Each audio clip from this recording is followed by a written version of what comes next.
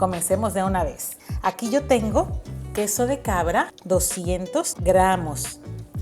Queso crema, 200 gramos igual. Estoy agregando una cucharada de miel, una cucharada de canela en polvo, media cucharadita de jengibre y voy a utilizar 2 cucharadas de perejil, las hojuelas.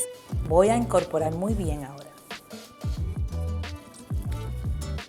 Tengo aquí plástico para envolver la pasta que acabo de hacer. Listo. Solamente le voy a dar una forma y la voy a poner en el freezer solamente 15 minutos. Miren qué fácil. La envolvemos. Lo único es que le voy a dar una forma más alargada. Voy a enrollarlo bien, tratando de que sea lo más parejo. Y al freezer por 15 minutos. Y mientras nuestro queso se va enfriando, yo voy a trocear una taza de nueces, bien troceaditas.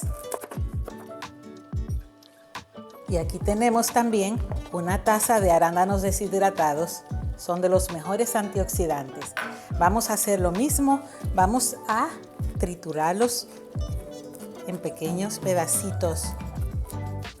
Ahora que ya está bien triturado nuestros arándanos, vamos a ponerle nuestras nueces troceaditas y 2 cucharaditas más de lo que es perejil, las hojuelas. Vamos a mezclarlo bien. Y esparcirlo.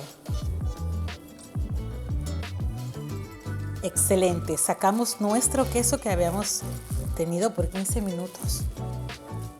Lo que vamos a hacer es que lo vamos a enrollar y presionar un poquito, pero para que se vaya penetrando dentro del queso todo lo que ya habíamos triturado.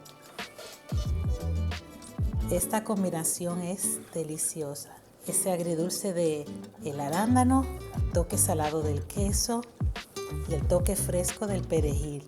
Al final, colóquele un poquito extra de miel y este es el momento más esperado, cuando compruebo cómo quedó.